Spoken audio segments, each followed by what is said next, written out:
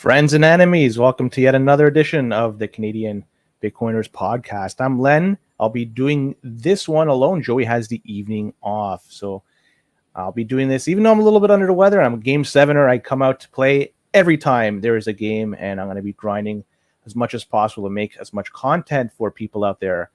So we're just waiting for the man of the hour to show up, for Jaime Garcia to show up. But until then, I got a couple of things I got to get off my list here to do. It's a sponsor read, so we'll do number one, which is EasyDNS. They're one of our two sponsors. And EasyDNS, they provide DNS services. Look, DNS, it's in the name, so that's what they do. That's some of the things they provide. But not just that, they provide hosting services. They got that one covered as well. So no more @Gmail domains for your email addresses. You can appear to be a professional by having your very own email address that looks very well, like tied to your domain name, and you can look like a very professional dude or dudette. And you can also build your own website, and you can do this with the assistance of EasyDNS. They're very helpful in terms of getting you on board and helping you learn the process to get started, and because they offer web hosting services. And really, this is a company that we use for our Canadian Bitcoiners website, and we use our web hosting services through them. They've been around since 1998. Similar services have come and gone, yet EasyDNS still remains. Why? Well, it's all thanks to the quality of service that they provide. It's bar none. And something to note, they're a trusted name in the field, privacy, reliable, fast, and they accept Bitcoin. So check them out. If you have a website or if you want to migrate your website, do so, give them a call. But also apply our code CBP Media. And if you do that, you're going to get 50% off your initial purchase. And second sponsor, Bull Bitcoin, making a lot of headways these days because you can buy your Bitcoin, you can sell your Bitcoin with Bull. I think people would actually want to sell. Look at that price, $35,000. That's we haven't been there for quite some time, but I would say keep stacking, not financial advice. You can pay your bills with Bull Bitcoin. You can buy gift cards with Bull Bitcoin. And you do this all with Bitcoin, right? So you can live the dream of Satoshi living on a Bitcoin standard. If you want to buy your Bitcoin, you could do it on chain. Or if you want to try something different, you could do Lightning. If you really want to try something different, you could do Liquid as well. All three of them are available. And so those two last options, they're really good when transaction fees start to moon.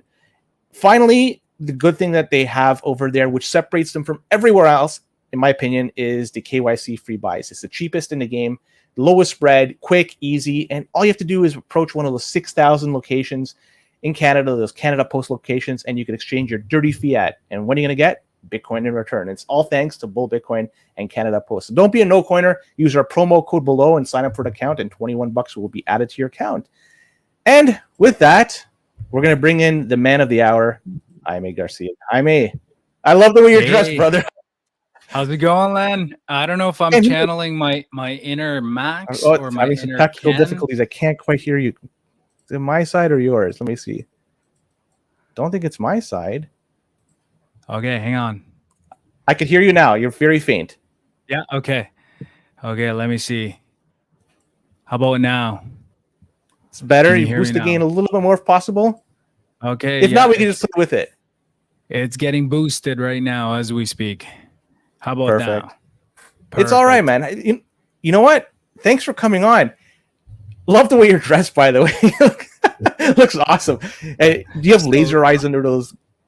Oh, you got it. Yeah, I don't know if I'm channeling my inner Max or my inner Ken. I don't know. I haven't seen that movie, but we dressed up for Halloween, and the theme was Ken, and so then I didn't know what I was gonna do, but I was able to get a fur coat from one of my friends. So then I just threw this on, and so I'm only doing this briefly because I don't feel completely me in this. So, but I thought I'd start the show with this, and then I'll ease back to my humble ways. Should I put this on to try to keep pace? There you go. Yeah, the Halloweening. It also works really well because we talk a lot about clown world, and that fits right into that type of subjects. So for sure. Jaime, you know what? I did some research. It's been 1 year and 3 months. It's been since August 2022 since you last been in our show. It's a long time. Tell us what's happened to you in the past year and change, because I want to be caught up to your life. Yeah. Okay. Let me. I'm getting a little warm. I'm gonna go back to my pleb, to my pleb. Oh, I like the shirt. Yeah. There you go. Very nice. To my Rocking the pleb CBP ways. shirt. For sure. So here's what's been happening in my world. So nothing much. I mean, I've actually pulled back a little bit from social media, just as things went really fully back to normal for most of us. I think that I just rededicated myself to just my family, my work, and just try to disconnect as much as possible. And I still listen in every once in a while to the Twitter Spaces, but it got to a point where like I was plateauing and not really learning too much. It became, and it kind of still is, a little bit more like like a little bit of drama and gossip and this and that, and like, my time's better spent somewhere else. What I didn't stop doing was writing about Bitcoin, and so I've been trying to do that. I think that I talked to you guys about possibly writing a book. I began that endeavor thinking that, oh yeah, I can write, I can pump a book out. And as I began writing more, I realized that I hadn't all the things that I wanted to research to the depth that I needed it. So I've, in my spare time, began to just do more research. It's been a year of research into the history of El Salvador, the history of its financial history, and so I've been doing that a lot more, and just given the recent happenings and the recent events in El Salvador, I'm realizing that the story's not complete. There's a lot more to go, and I feel like, I mean, at some point I'm gonna have to end it, but so much is happening that is still kind of like, the story could go either one way or another, which is, essential content for me to keep on writing that story, and hopefully I finish it soon. But I really don't even have an end in sight, because I feel like there's a lot more that could happen in the next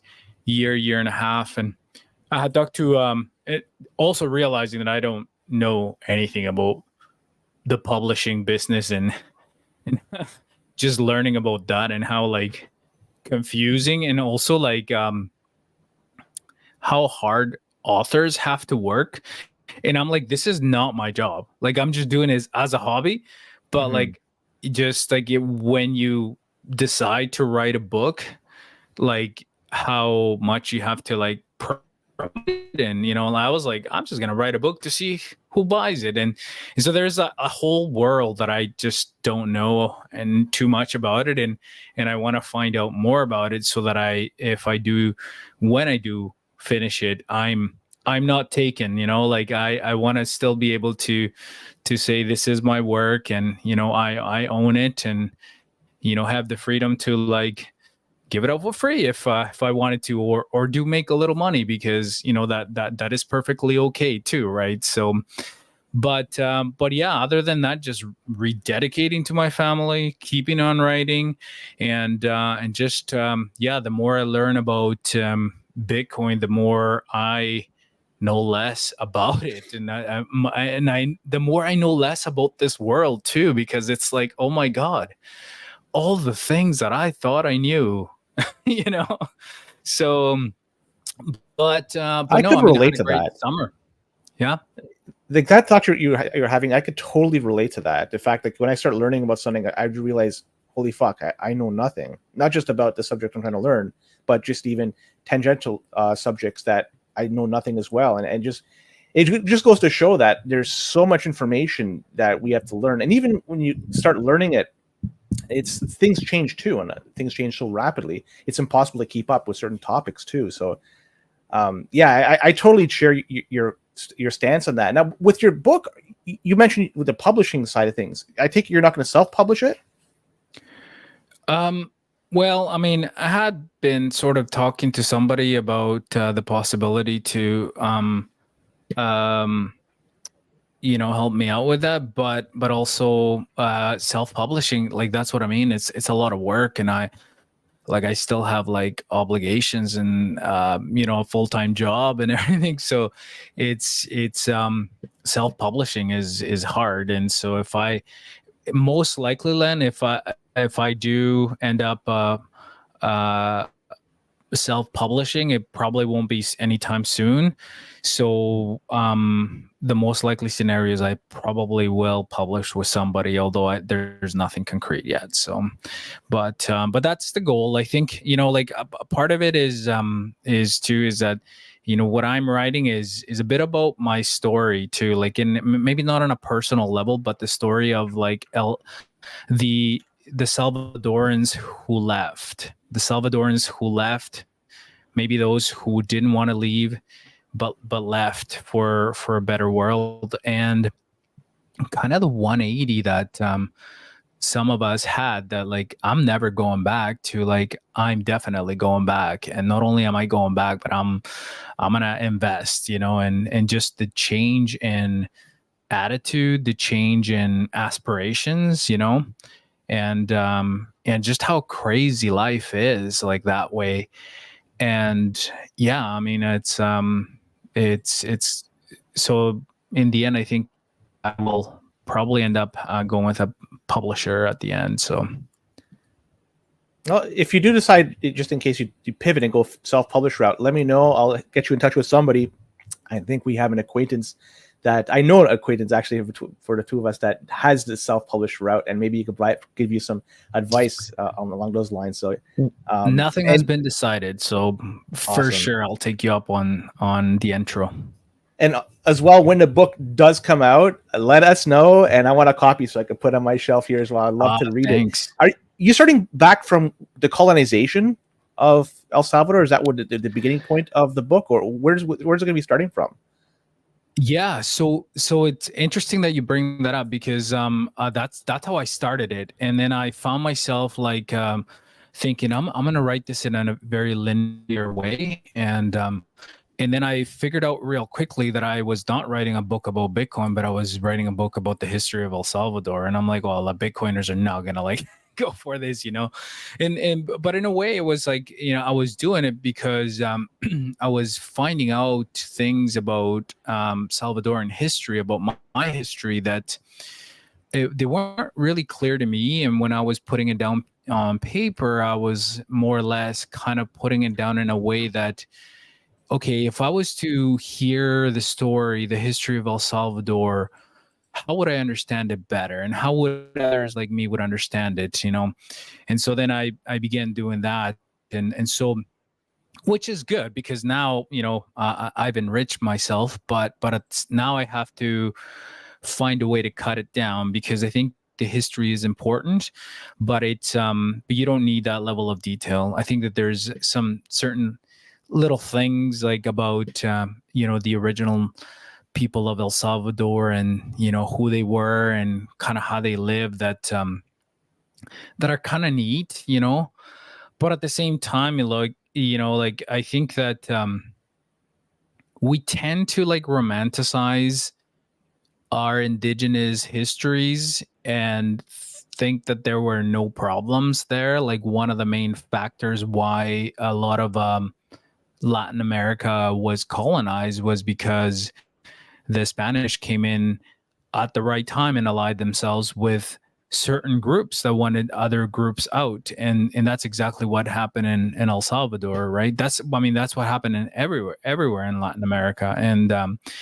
so and North America for that, like in Canada, how the certain indigenous groups, the Algonquin and so on and so forth, had wars and conflicts with other tribes, and then either the French or the English really exploited that situation, and that's the history of the world, really. And so it's really cool just to sort of like know all about that, and just but I think I'm going to cut it down and make sure that people have a good understanding, but not essential to go as deep as I did in my research. And how recent is it going to be going till? Is it going to be up to Bukele's reign? Yeah. So like that, and this is where I feel this story is not yet complete, because there's some key things happening today that will kind of set a path for the country, and it will definitely dictate the agenda going forward in the next 5 years, right? Possibly 10. And I'm not foreshadowing that Bukele would decide to seek another 5-year term after that, but definitely I think you need like a long, steady period of stability and leadership in any country that you want to change drastically. One, because the change itself is kind of like the easiest part. It's the maintaining of that change. It's like the reinforcement of like, this is how we are now. Like, we can't go back to the old habits, right?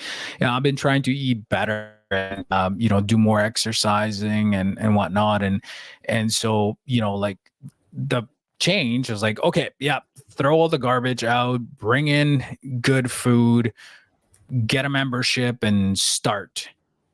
Like the first 5 weeks, kind of easy. It's like beyond that. And I think that El Salvador, that's where it's at. We've done the first 5 weeks of a change in diet. We've done the first 5 weeks of going to the gym. Can it stick now? Can we maintain it for a year? Can we maintain it for 5 years? Can we make this like our entire way of being and raise our children to pick up on good habits and shake off, centuries of bad habits? And so that's kind of where I feel like I need to at least write a little bit of what happens next, right? Is this going to help alleviate some of the concerns somebody like Alex Epstein might have about Bukele and El Salvador? Because it seems every time I see him write something, anything to do with El Salvador, it seems to have a negative connotation to it. So hopefully whatever you're writing down is going to put all those negative thoughts to rest. I don't think about Alex a whole lot, and and that's okay. Like, I mean, kudos to him for bringing in a perspective that is not, or an opposing view, because I think that debate is healthy, right? At the same time, I think that and this is why I began writing, and this is why I began like getting it more active and involved in Bitcoin, is because I don't think the Salvadoran perspective was represented fairly. Number one, because I feel like maybe a lot of Salvadorans weren't stepping up, right? And that's okay, and somebody has to, like, and I'm not claiming like to be the representative. I'm just telling my truth, right?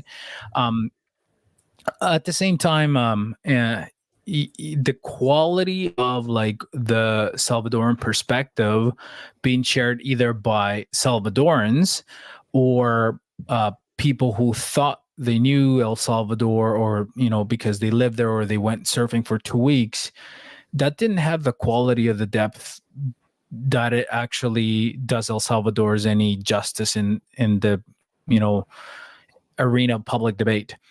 And I'm like not saying that I'm all that great or whatever, but I'm a man with an opinion, and damn it, I'll share it. And so then I think that and what worried me too is that then all of a sudden, like, some very, very good communicators who are Salvadorans were stepping up, but providing like a very erroneous perspective, like certain news outlets that like were in complete opposition to all the good things that were going on. And I was like, wait a minute, no, that's not how we think. They're like, who this guy or this woman is like, they have a political agenda in mind, and they're advancing that, and they're going into Bitcoin circles and basically advancing that agenda. And Len, I want to actually um, be very clear about this next piece. A friend of mine was recently at a famous Bitcoin conference. There's a lot of people. There's a lot of like influencers, and the whole traveling circus in Bitcoin that we all know, right? And who get their money from this, and that's fine. I'm not hating on people making money on Bitcoin, but definitely, are paid to talk at these conferences and provide a perspective. And a friend of mine said, "Hey, your name came up, and one of these folks was very upset when I, said, hey, like, you saw that, your debate with with Jaime, and where's that now?" He's, one of these Bitcoiners was very, very, very visibly upset, and started saying that I was a paid operative by the Salvadoran government. Man, really, like, that could not be further from the truth. I have never spoken to the Salvadoran government. I don't know Bukele or any of his family or friends. I don't operate in the halls of movers and shakers, either in Canada or El Salvador. Again, I'm just a dude with an opinion who can, and in fact, I mean, I'm not going to talk ill about myself, because I read recently, do not talk ill about yourself, because it's kind of like a self-fulfilling prophecy. It was like a big picture of Bruce Lee on it, and but I will say this is that most of what I write, it's not really all that novel.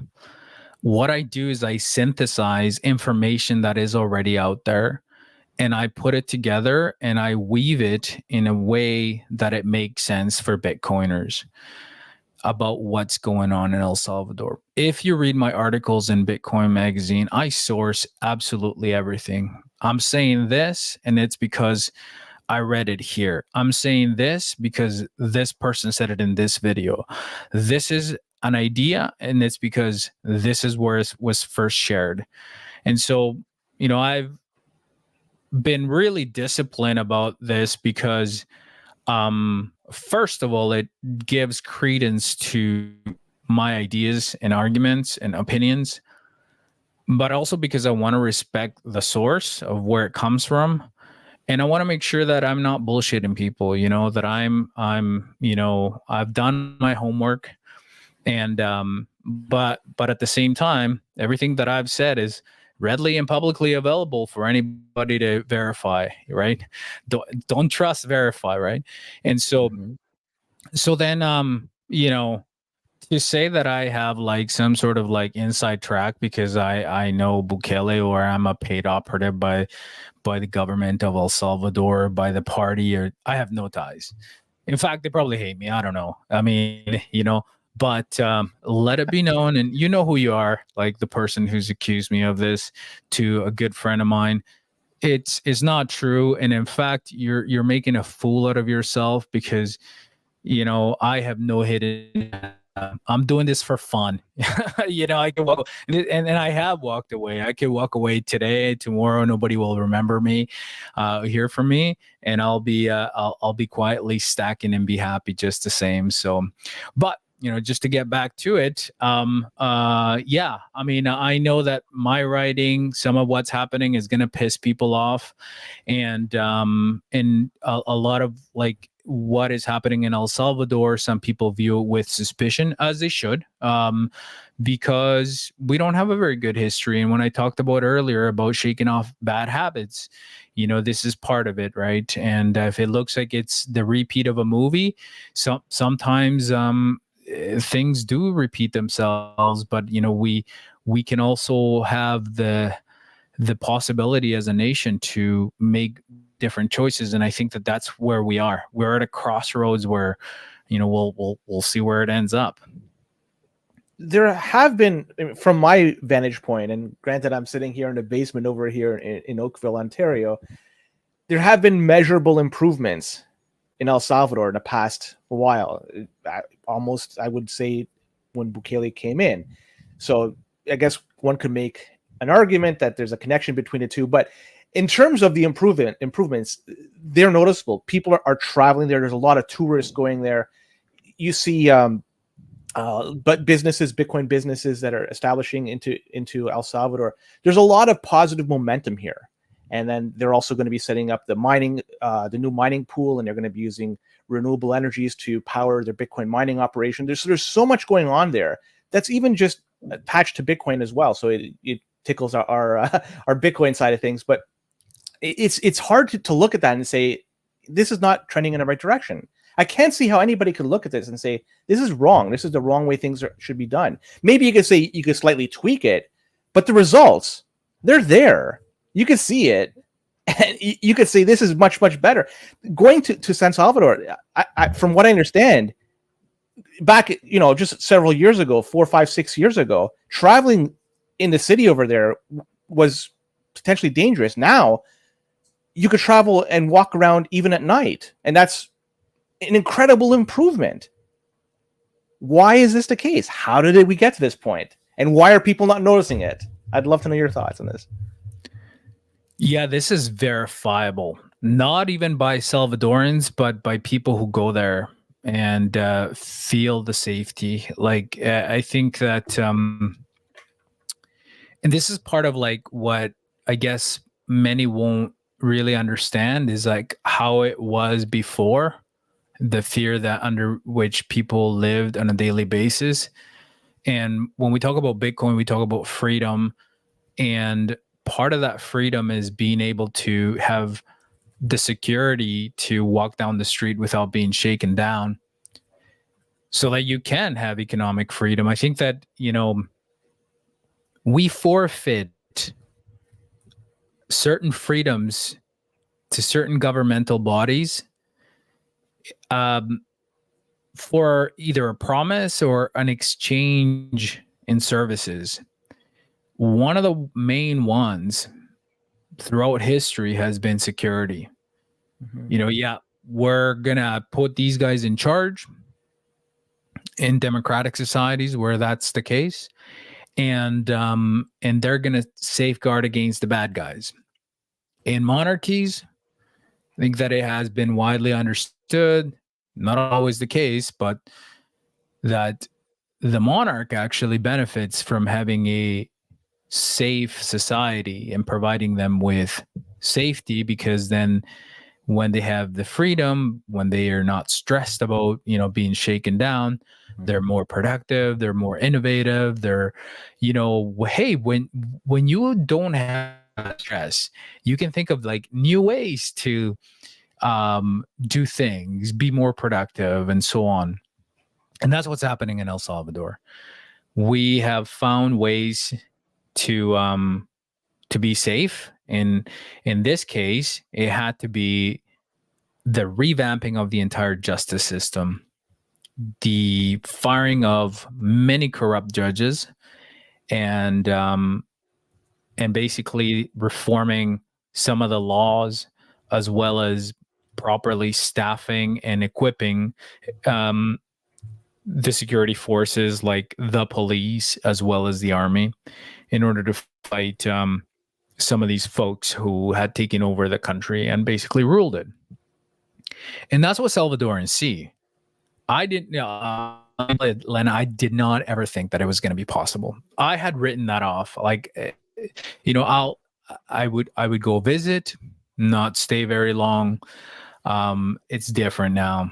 I mean, I went on holidays with my family and we walked at night, and it was great. It was a different feeling. Never did I feel worried. Every once in a while, like that fear would come and then it would go away because I knew things had changed. But really, I mean, it does take guts. And this is why this dude Bukele is very popular because nobody had the guts and he did. And I hate sounding like a simp because I'm as skeptical as any person about governments and politicians, but you got to give dues where dues are merited, and he's changed the country. I'm not going to say that it's entirely his doing because he needs a team in order to execute that. Like no, not one man does that. But when you're a good leader, you attract a good team and you are able to delegate to people, to capable people, and you keep others accountable, right?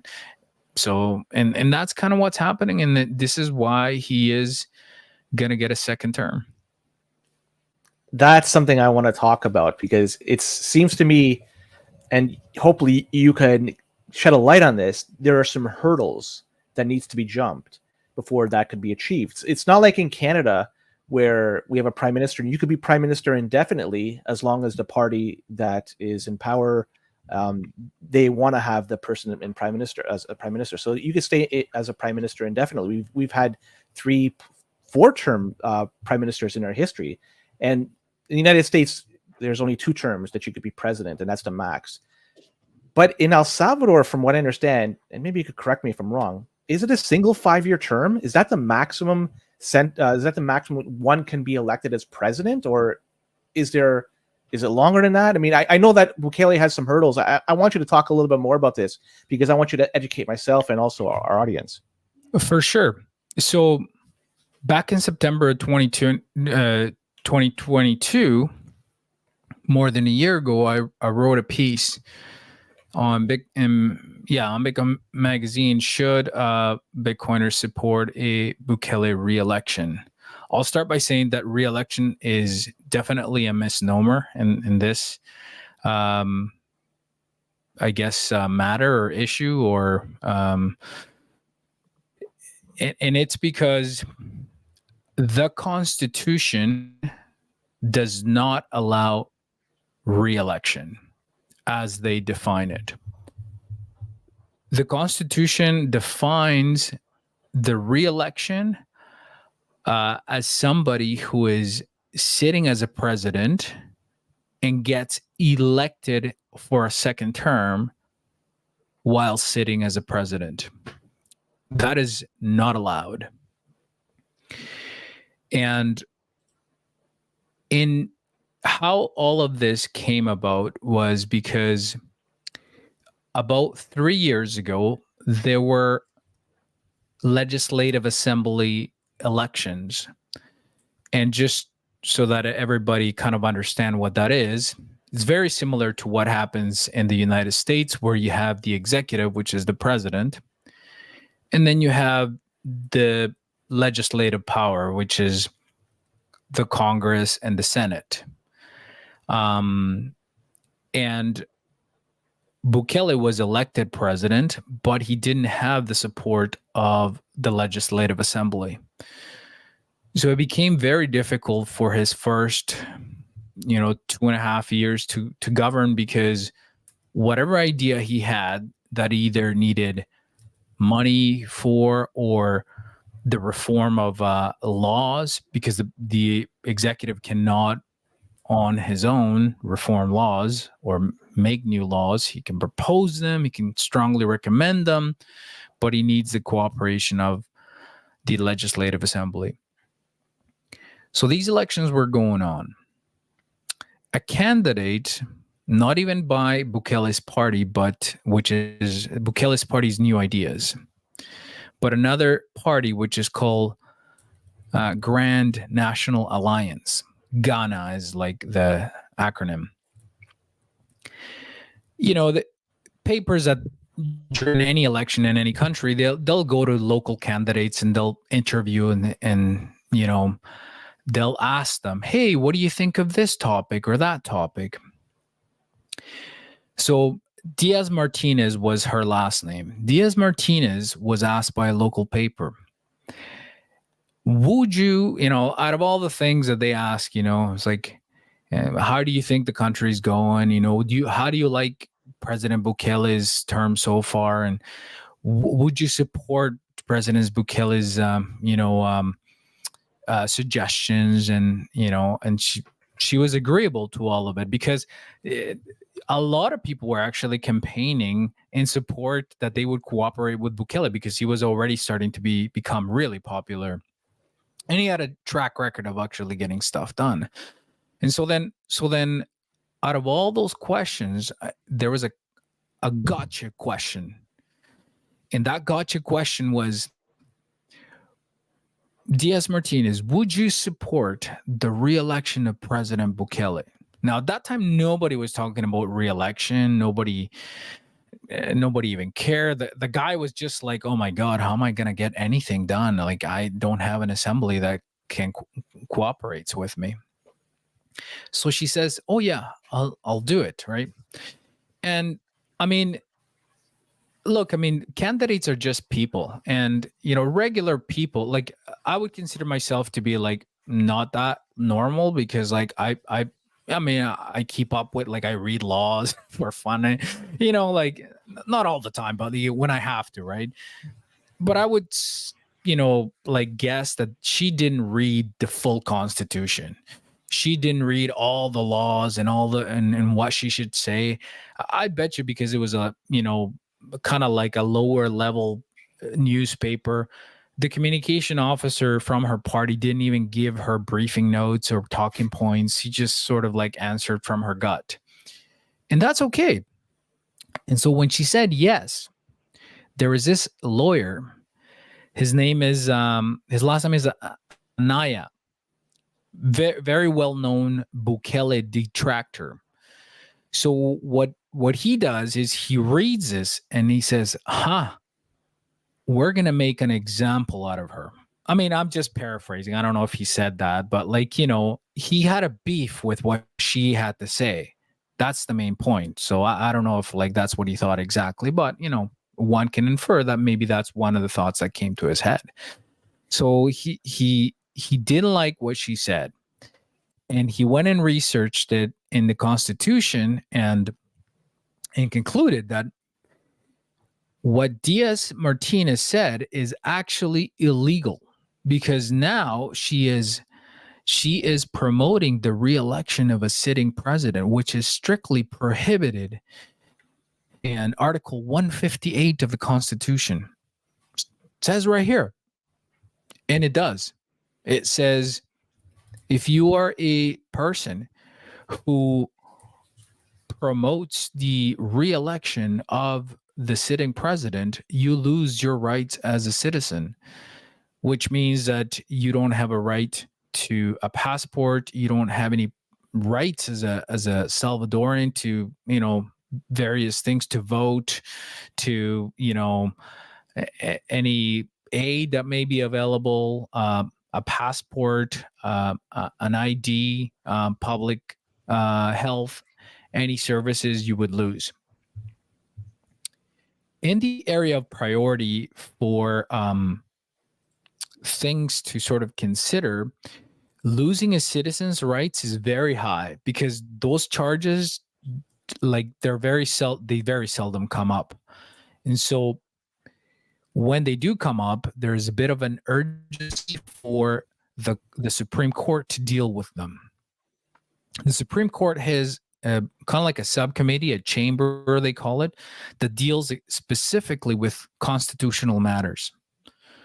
So this chamber looks at the charge that Anaya makes against Diaz-Martinez. And so, Len, bear with me. This story has huge impact as to everything that unravels. And so to understand why a second term for Bukele is possible, this story is pivotal in all of this, because Bukele was not even thinking about re-election. As far as he knew, and as far as any of us knew, 1-year term is all he was going to get. And he actually went on record, and I write that in my article from last year, as saying that on record in various interviews. Yep, 1 year is all you get. So then because this has priority because a citizen is about to lose their rights, what happens is it gets elevated and they look at it and then they say, okay, why did she say it? What is the merit behind the charge? What, let's look at the Constitution. What does it actually say? Right? So they begin to read the Constitution, and yeah, a re-election is prohibited. It's definitely prohibited. But here you have a regular person, and the first thing that they say is like, well, first of all, the charge doesn't stick. Like you really can't, like, this is like out of the most erroneous charges you could have, like this one doesn't have a whole lot of merit, but let's keep looking at it, right? So then they look at the text of the law and they see that that there's actually a path forward for not a re-election, but for a second term. Yet to an average Salvadorian, the word re-election would kind of be like the simplest way to sort of like address that, right? Like it's, like in their ruling, they said, we are required to exercise discretion as well as common sense as to the way people communicate and the way that they might express their feelings. Furthermore, they state that one of the protected rights of Salvadorians is freedom of speech, freedom of expression, which means that they can fully express their will that something that is not allowed in the Constitution happen, or something that is maybe politically impossible takes place without the fear or repercussions of being stripped of their constitutional rights. It just makes sense. Like, people are allowed to talk and express their aspirations. So based on that, even if they state something that is prohibited by the Constitution, it doesn't supersede their freedom of expression. So at that point, it kind of gets established that, like, okay, she doesn't lose her rights, but okay, like, they have to look even further, because they have to like make, like, when this chamber kind of makes a ruling, they need to actually substantiate beyond any reasonable doubt why they're making this ruling. And so they begin exploring, if somebody was going to run for a second term, how would that be possible? And then they say, well, and they didn't say this, but it's my own kind of impression that, our Constitution was not written by us. It was given to us by the powers that be. Who are the powers that be? Well, mostly the oligarchs and the landowners of El Salvador, who had been running the country for centuries, to look after their interests. So they crafted our constitutions and gave them to the rest of us to sort of adhere to the laws. But also, there was probably some international actors in there. You can probably guess who the main one is, who kind of gave us the okay to have that constitution. Yet they can have 2 terms, but we can only have 1. So then what happens is that in the Constitution, it states that who can be a candidate. And for this piece, I went and interviewed one of the authors of the Constitution, and I asked, his name is Mendez Azahar. I asked, and he's got a PhD in law, so Dr. Azahar, to explain this to me. And he says, well, really, this is always, and he's retired now, so he's just like, I kind of don't care, but I'll give you, I'll give you the goods. And he said, when we wrote this, we wrote it knowing full well that we were kind of like hand tied, because there were interests that needed to keep the Constitution the way that it is to elect the people they need to be elected. And he said that, like, really, like the election of presidents used to be one that the graduates of the military school, whoever that graduating class was, one of their chosen one was going to get a turn to be the president, and that's how it was, and so then we changed it so that civilians could actually become presidents, and part of what we did, and this is where it's critical, we said like the Constitution used to say the president cannot be a candidate.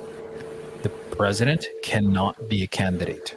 Okay, we changed it so to say that people who can be candidates have to meet this criteria. And based on this criteria, there's two elements there. One, that you couldn't be a candidate if you were a president in the previous immediate term. And the other one was you couldn't be a candidate if you were president in the 6 months preceding to the next term. So that's where Mendez as R said people don't read, or they only read what they want to believe and ignore the rest, not knowing that ignoring the rest has repercussions. It has always been possible to seek a term, especially when we changed that language that the president could not be a candidate to this is the criteria to be a candidate. And the criteria is important because the current term, the one in which Nayib Bukele is serving right now, is not prohibited. It's the previous immediate term, which is last term. So Sanchez Seren, which is the last president, he would be prohibited from running, right? But also, if you've exercised the presidency in the last 6 months previous to the next term, then you cannot be a candidate either. So the 6 terms previous to next term, the 6 months previous to the next term have not begun. That begins on December 1st. So Nayib Bukele needs to resign. Actually, he can't resign. That's another stipulation. He has to be exonerated by the Legislative Assembly with a permit to step away from the role so he can be a candidate. And what that's meant to do is that he cannot use the machinery of the state in order to campaign, and almost it humbles himself from being in a role at the highest level of the country to just a common citizen, just a simple pleb, if you will, right? And so then the chamber of the Supreme Court that deals with the Constitution looks at all this and says, well, yeah, there's a path. So, like, on top of all that we've stated, there's also a path.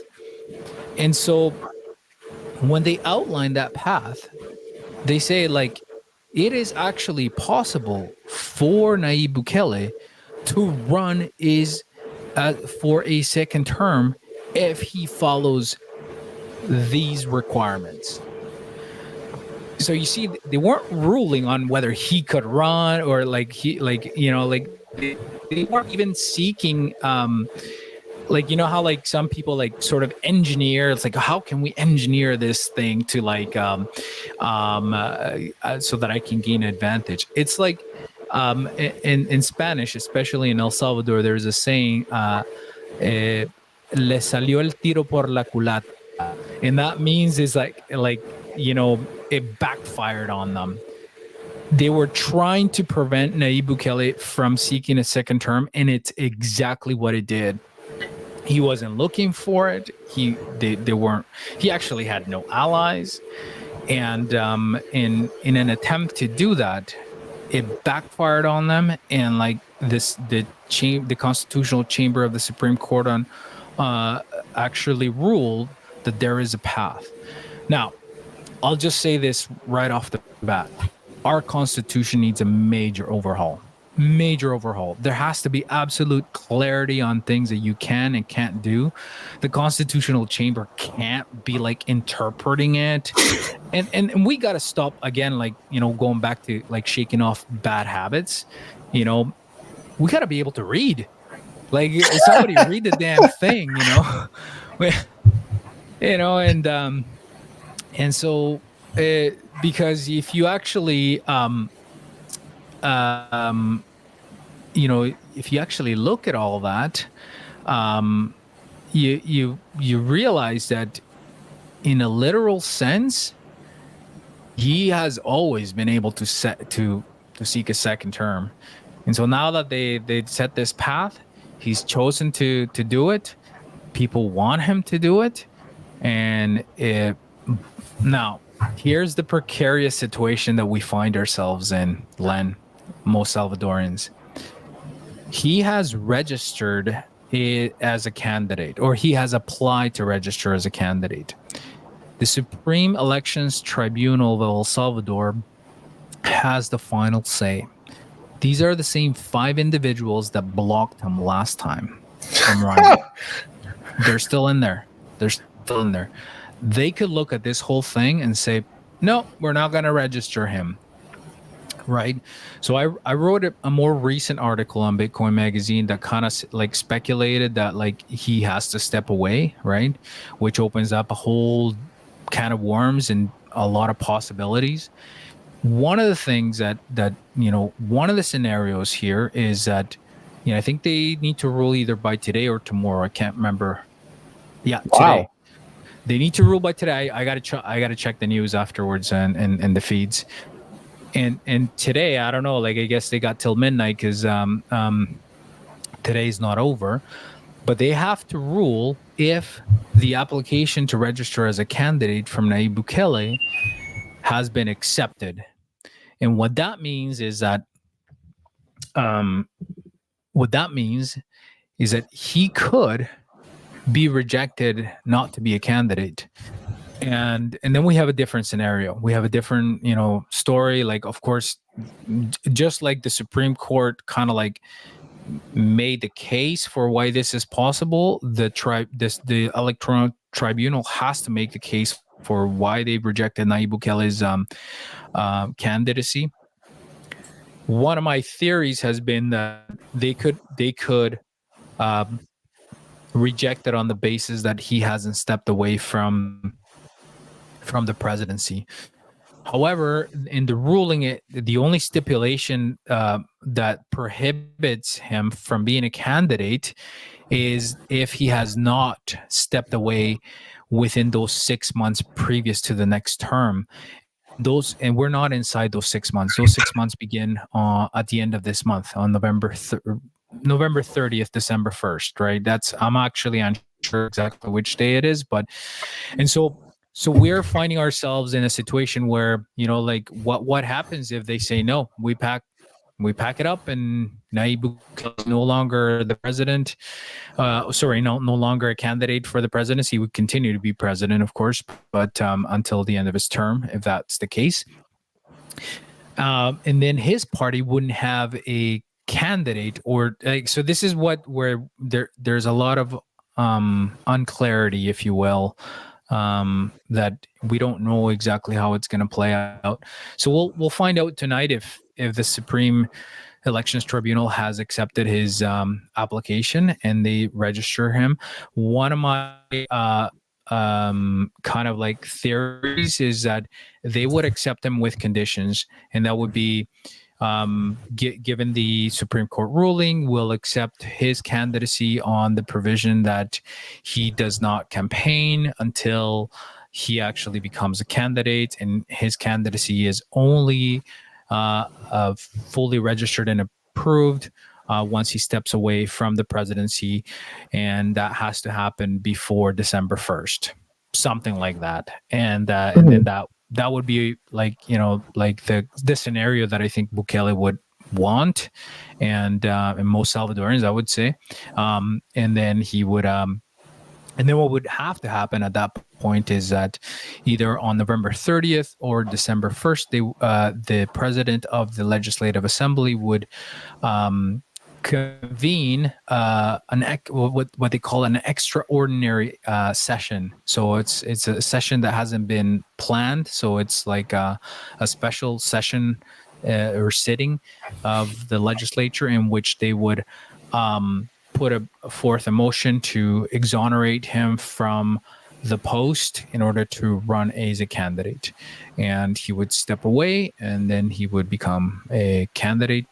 I guess at that point, the campaign would start up until February 4th, which is when the elections would happen and when the people of El Salvador would take place. Why this is all super relevant to Bitcoiners and Bitcoin is because, El Salvador and this is one of his cornerstone economic pieces. And if this is disturbed, my feeling is that it would disrupt but not derail. I think that the gift that that Salvadorans have now, just merely knowing about Bitcoin, is something that is unstoppable, whether Bukele is in office or not.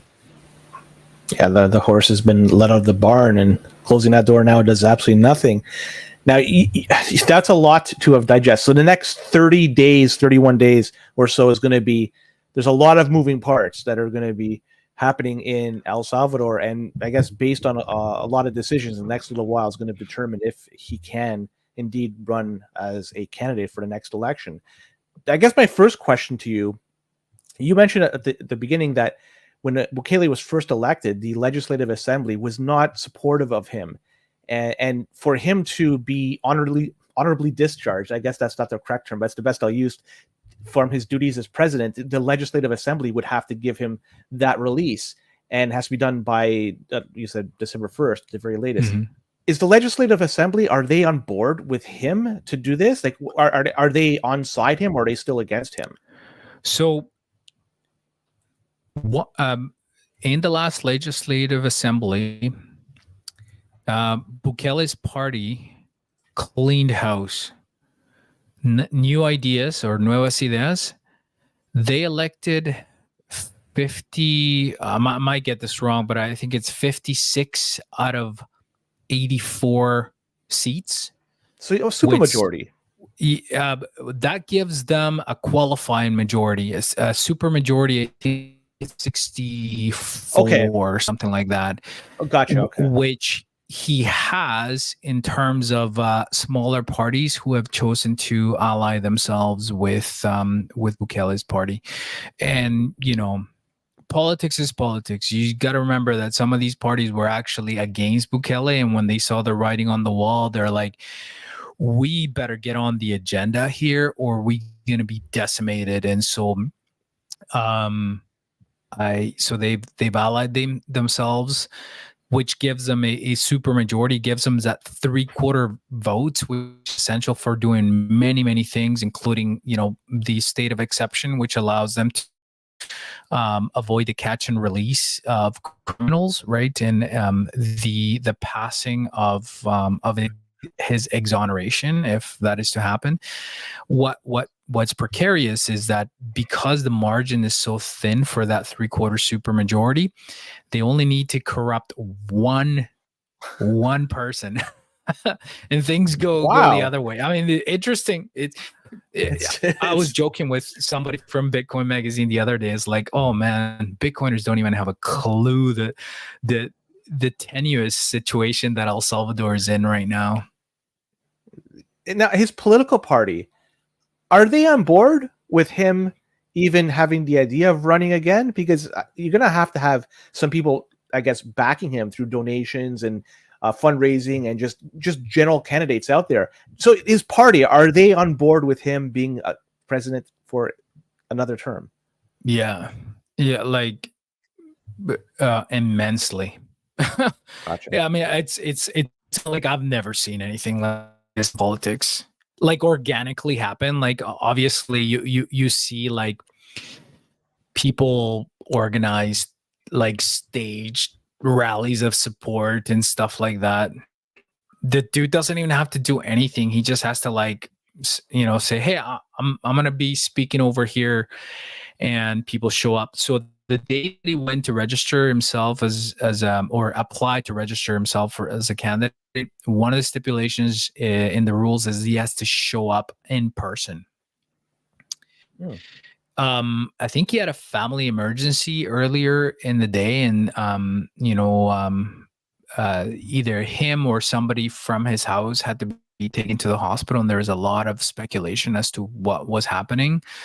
But he eventually showed up in person, and people began lining up to the electoral tribunal offices like early in the morning. I've heard rumors, I can't verify this, that people were camping or at least out there for days because there's a period of registration and they didn't know exactly when he was going to show up, and then they wanted to be there for like the photo op or just to shake his hands when he showed up. He showed up moments like, maybe an hour before the deadline, and the street was full and nobody convened. Like, there's like an email, hey, everybody come to our rally. Nobody said anything like this. People just showed up organically.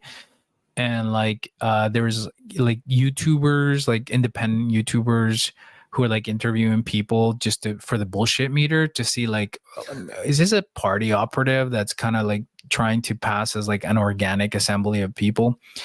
And like it's just like regular people just hanging out, wanting him to like, go for it again. There was a lot of YouTubers there.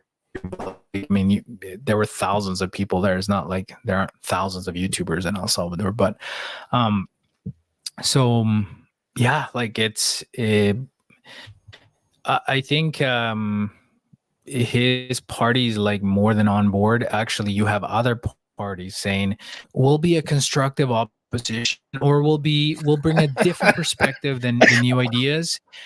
We support the executive and we'll support Nayib Bukele and all his decisions. We'll just make sure that there's some checks and balances, and we'll ask the tough questions, but we'll definitely. So like everybody, like at this point, even the opposition parties are kind of trying to align themselves with them. There's some key players that won't, like the old parties, like the Front Liberation, the National Front Liberation Front, the FMLN. They won't. Also, Arena, the Alliance of Nationalist Republicans, they won't, because those are the old establishment parties, and so they have candidates which nobody knows. Joel Sanchez is for Arena, and Manuel Flores is for the FMLN, and people are not connecting with them at all. So I think they're going to get decimated. I mean, wilder things have happened, but if the most dangerous period of Bukele not becoming president for a second term is not on February 4th, but today, like now, over the next 30 days, because many things could happen that are like almost outside of his control, that other people hold the decision in whether he becomes a candidate or not. I could give you another one that maybe, because I know Joey talks about it more than I do, and I have to bring it up. Bukele, in the past couple of years, he's made some enemies, very, very, very powerful enemies at that. The IMF, he's thumbed his nose at them. The US, several times. So I'm wondering now, with intervention by these powerful forces, if that's going to be something that may dictate what's going to happen, not just politically, but even, dare I say, his life could be in jeopardy. Is this something that is even in the realm of possibility? Because given what's been done in the past and who he's pissed off, it seems like it's a reasonable possibility. What are your thoughts on this? Many Salvadorians actually have some of those concerns about his safety, and I think that's his shield. The fact that so many people have that concern, and that they um I've been on the highway at the same time as his security detail. It's serious. It's no joke. Like there's like the man is being protected. Now I'll I don't say mean to this derail your much. thoughts here.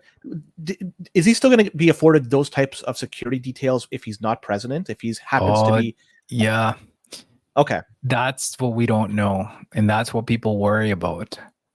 Um, Look, I mean, if I was given the legislative assembly any advice, is that I would along with the exoneration give budget um, for all candidates, not just Bukele, the authority and the budget for all candidates to have a security detail that is dignified of a future president. Do you know what I'm saying? Like like it happens in the US, it happens in Canada. Like, RFK I think Jr. Look yeah. at that example. He's not getting anything. He's going against the grain. So I mean, Okay, I did not know that. yeah, he's been begging, and But given is his he family official history, candidate yet?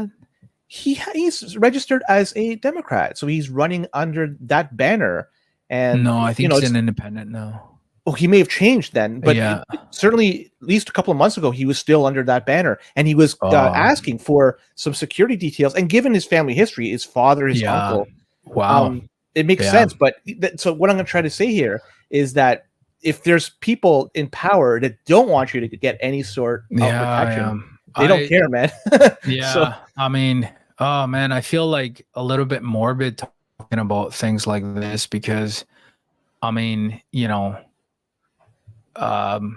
like it's serious. Like what it's just so. I mean, all the shit that's happening in the world today and all the horrific things that happen. I mean, it truly makes me sad that we do live in a world where we resort to violence. I mean, and given my history as a refugee from El Salvador, uh, it's just sad that those are the things that we have to consider.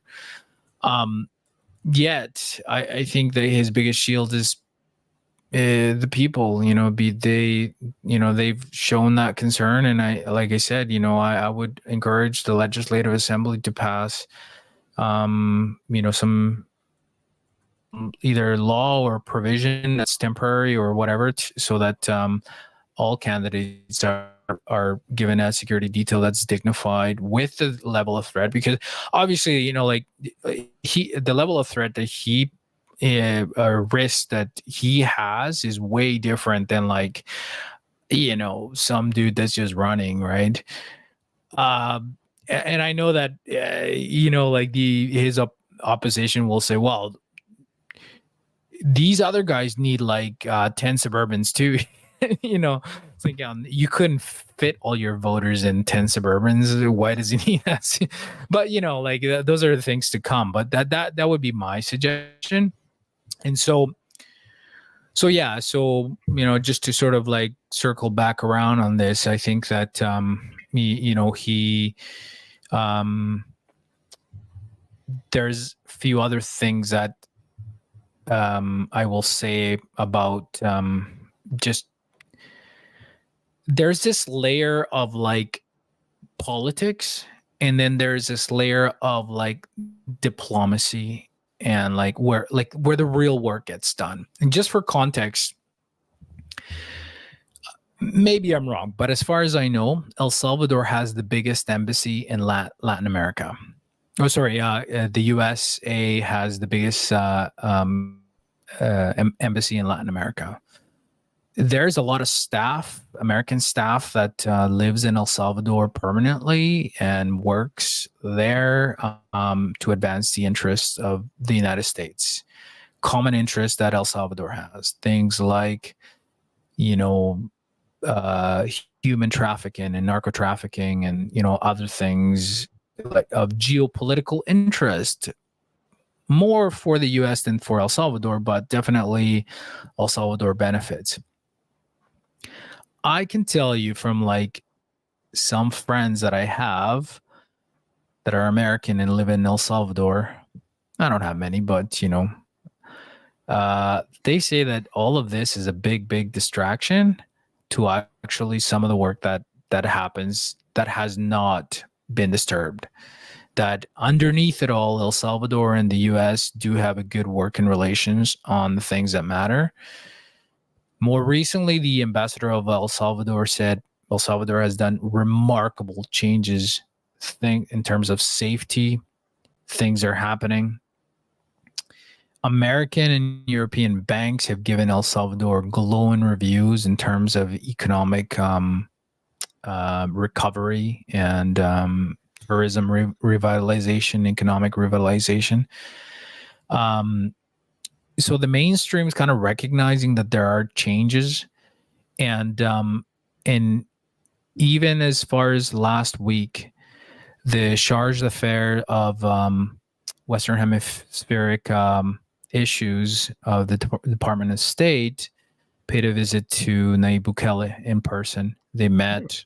He did meet other people, including the opposition, but his comment after that, when he went on an interview, and they point blank asked him, "What do you think of Nayib Bukele wanting to reelect himself?" And he said that is actually an issue that is for Salvadorans to decide. If Salvadorans do not want Nayib Bukele to be in the job for a second term, they should make their voices heard at the ballot box. And that is perhaps one of the most profound things that any American diplomat has said about El Salvador in the last 5 years.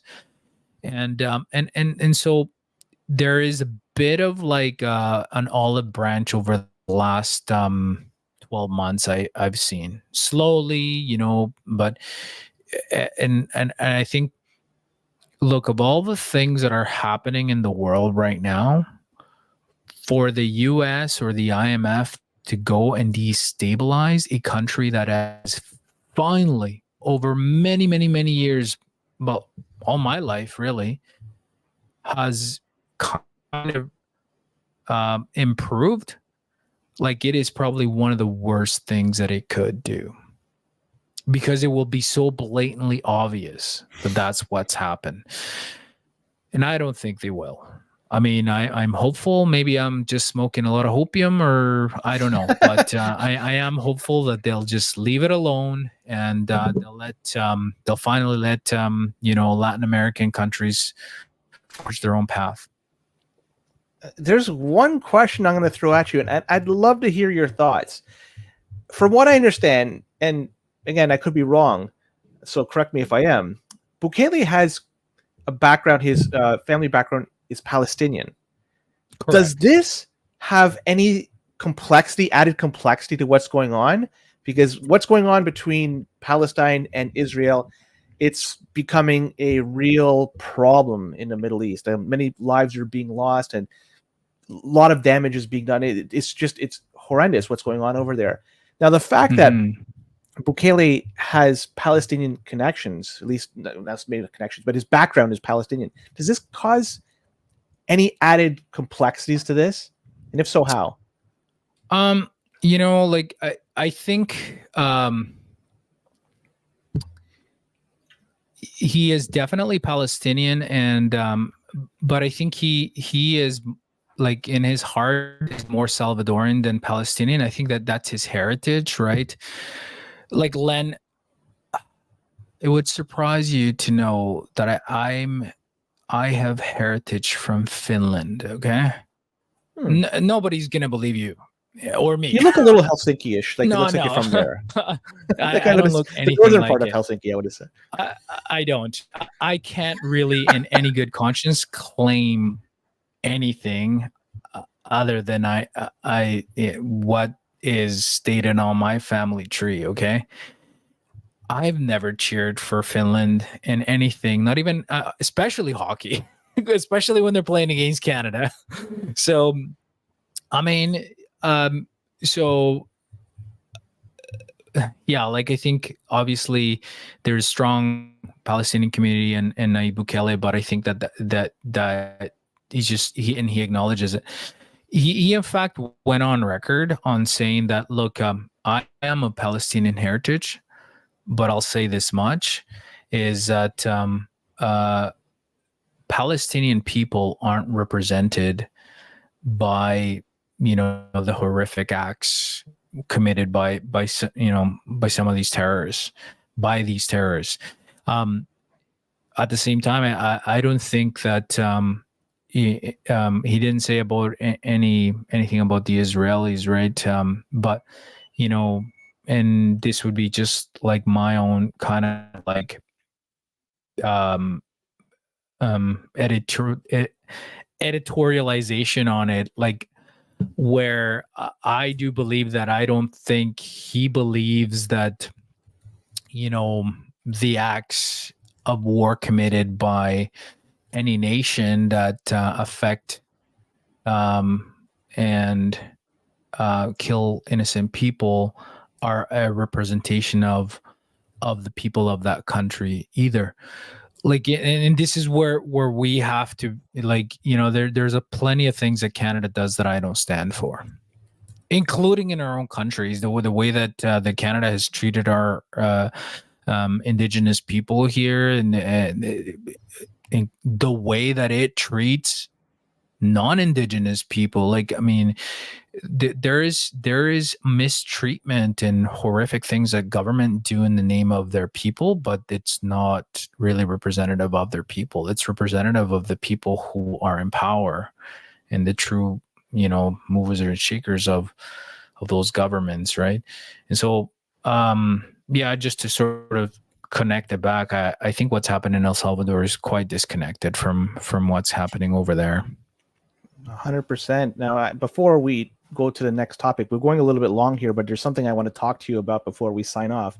But I don't want to finish up this El Salvador topic because there's so much here to it. Is there anything else you want to add that we haven't talked about that we should be educating our audience? I just want to make sure we cover everything, and I want to make sure that you're able to bring it to us. So is there anything else you want to talk about before we move on?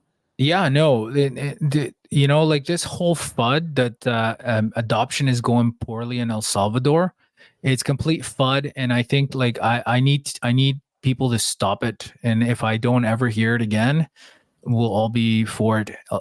Look, not everybody's using it. We all know that, but adoption is going great. 100% of people know about know about Bitcoin, and if you take the time to teach a Salvadorian how to use Bitcoin, they will be orange pilled.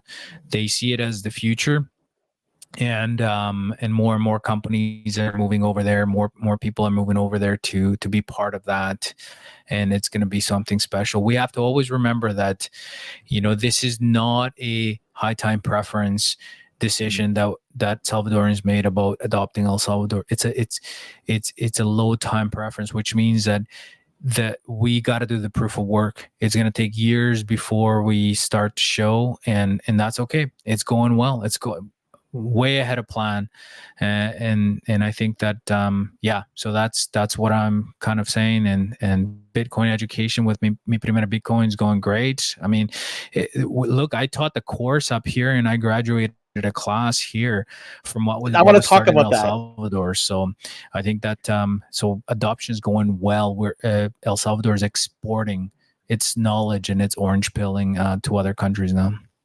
So this is an open source type of curriculum. For what I understand, you could download it, look at it, review it, and it's being taught not just in El Salvador, but also in other countries of the world. Canada, we were grateful to have you administer this curriculum in your neck of the woods. It's also being done some parts of Asia. I can't remember specifically where. Was it Singapore? I could be wrong, but nonetheless, this is just growing and growing. Can you talk a little bit about this? Because we have mentioned what is taught into this, and you know what? Some of the things that people learn, the people that are going through this course and learning about Bitcoin, I suspect a lot of people who call themselves Bitcoiners can't pass the exam. So could you talk a little bit more about this? Because I don't think a lot of people are aware of it, but we should make people more aware of it. Look, I wish there was a manual like the student manual that was put together when I was first starting to learn about Bitcoin, because most people come into the space with like the number go up mentality, and then they're like, oh well, not really understanding what it is. When we had that candle like the other day, and I don't really worry about price, but I did get a couple calls, and actually I was playing soccer, and just coming out of the locker rooms, this friend of mine goes, hey, you gotta like look, we gotta get together for coffee. You gotta show me more about Bitcoin. I want to get into it. And then I realized that, oh yeah, like I guess it's pumping. And then one of the first things that I said to him is like, okay, it's not an investment. It's not like this thing. It's like the first thing that you should invest in Bitcoin is not money. It's your time to try to understand it. And I sent them the PDF. So here it is. Read the first couple chapters. If you have any questions, let me know. You got to do the work, but don't be starting to buy Bitcoin for reasons of FOMO until you understand this, because what makes it special is that it's decentralized. It is in your custody, and it goes up in purchasing value. So you're really saving for the future. He hasn't got back to me, so I don't know if he's still like munching on the PDF, or if he was like, no, I just wanted the gains, and it's like and that's okay, because you know what, like my orange pilling has kind of adjusted over the years. But if I had that book when I was first getting into it, it would have clarified so many things, because it really does explain economics in a way that is easy, and it doesn't shock you. One of the biggest things I talked to you about this, Lena, is that it shocked me because I'm a graduate of a business program in a Canadian university where they teach you just Keynesian economics, and it's really hard to unlearn that. It's like really, really different. That's the most part of Bitcoin, is unlearning like old traditional economic knowledge. You're right. Once you maybe do more this your whole Bitcoin is life, awesome though. Yeah, you were instrumental in having the work translated from Spanish to English. Am I correct on that?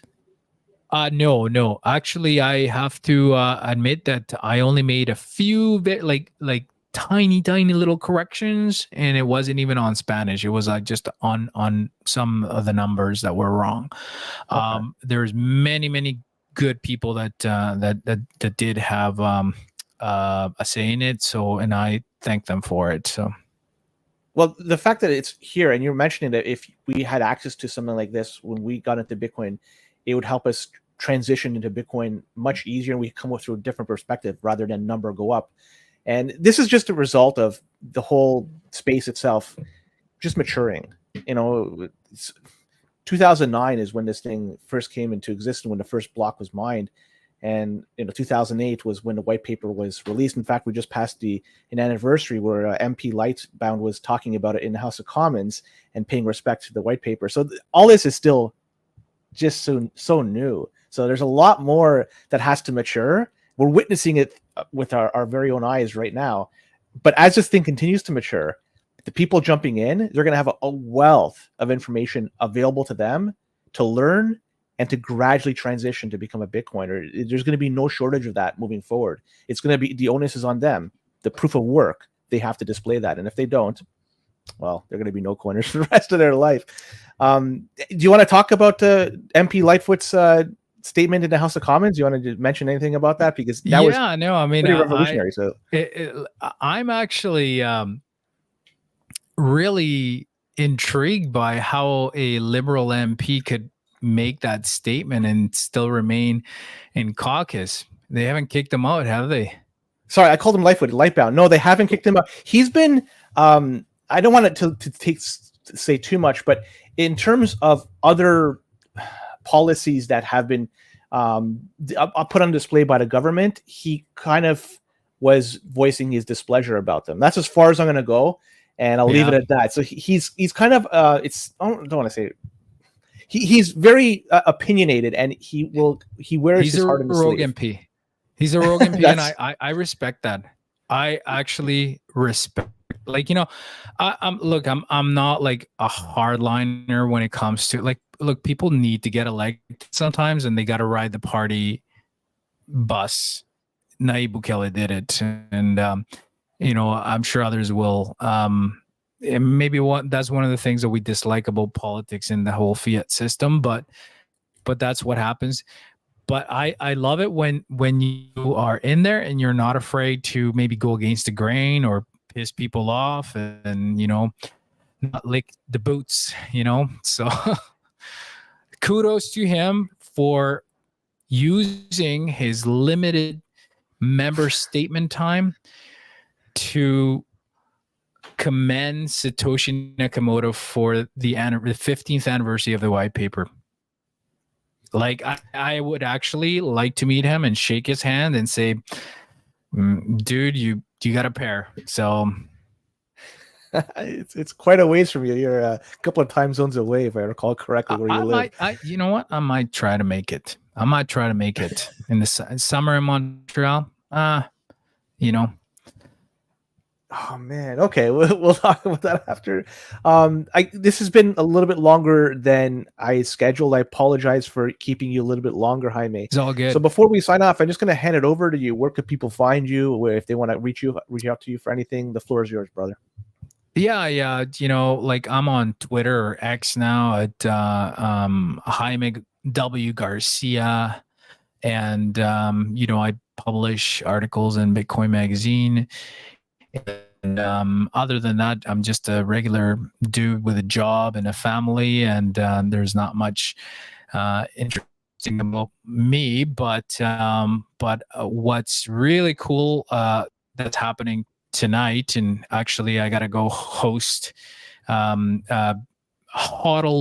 Bitcoin meetup in my town, and so I'm off to do that, and we're gonna have some local Bitcoiners, and we're just gonna hang out, and we're gonna have a couple of invited guests, and we're gonna talk everything Bitcoin. And so just kudos to everybody who's doing anything on the ground level, and doing it with integrity and honesty. We're all humans, we all make mistakes, but at the same time, you got to put yourself out there and just do what you like. Most people think this is a hobby for me. Oh, he's doing his Bitcoin hobby, but it's like an entire belief system, and it's cool. Everybody comes to it when they're ready for it. And so thanks for inviting me, and and thanks for sending the t-shirt as well. So I wear it proudly. I'm gonna wear it to the Halloween tonight. So fucking right. Thank you so much. Yeah, with that, thank you, Jaime, and we'll be back at this on Monday. So with that, take care, PV, and don't be a cuck.